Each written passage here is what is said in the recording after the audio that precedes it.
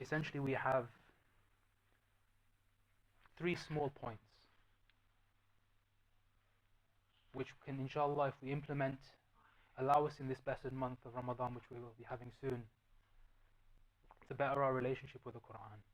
Because undoubtedly it is this relationship with the Qur'an which will enliven our hearts, inshallah, which will give us the strength in Iman when times are hard to implement the deen, when we need to tell the truth, when we need to speak the haqq, when we need to pray our salahs if we don't pray our salahs all the time.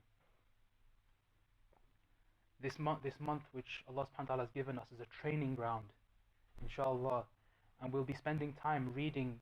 Inshallah, most people try to complete an entire Qur'an.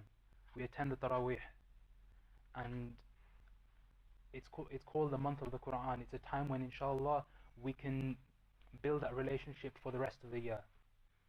So as I mentioned, inshallah, we'll go through three small points in this khutbah. The first point to keep in mind is when we approach the Qur'an, that we know that we are approaching the words of Allah subhanahu wa ta'ala, that Allah subhanahu wa ta'ala is having conversation with us.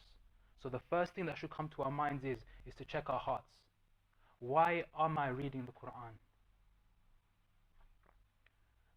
The Prophet ﷺ was described by Aisha radiallahu anha as the walking Qur'an. He read it, he practiced it, he lived it.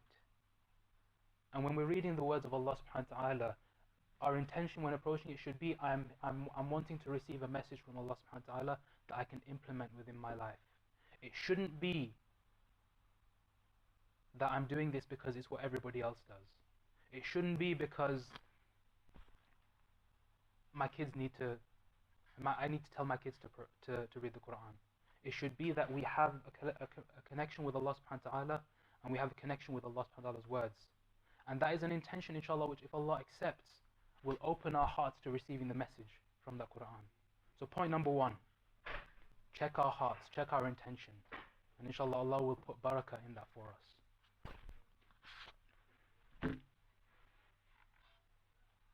The second point which I want to discuss is that we've checked our intention. Yeah? We've made sure that we're approaching the Qur'an in the best frame of mind. Now, we're there to receive a message. If somebody was to send you an envelope with a letter inside it, and it was written in Chinese, you'd be kind of concerned, oh, okay, somebody's given me a message here, what do I do with it? And similarly, Allah subhanahu wa ta'ala, like we mentioned, is giving us a message in the Qur'an. It was this message which moved the Prophet ﷺ and the Sahaba to do the actions which they did. Therefore, it's important as a community that when we're reading the Qur'an, when we're accessing it, that we understand what the message Allah subhanahu wa ta'ala has given us. Allah subhanahu wa ta'ala says in the Qur'an, كتاب أنزلناه إليك مبارك ليدبروا آياته وليتذكروا أولو الألباب. This is a blessed book, the Qur'an, which we have revealed to you, O Muhammad, that they might reflect, that they might reflect upon his verses, and that those of understanding would be reminded. Allah subhanahu wa ta'ala also says in the Qur'an, in Surah Al-Furqan, وَقَالَ رَسُولُ يَا رَبِّ إِنَّا قَوْمِ أَتَّخَذُوا هَذَا الْقُرْآنَ مَحْجُورًا.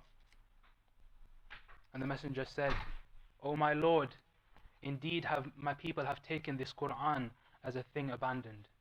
So we see two messages here.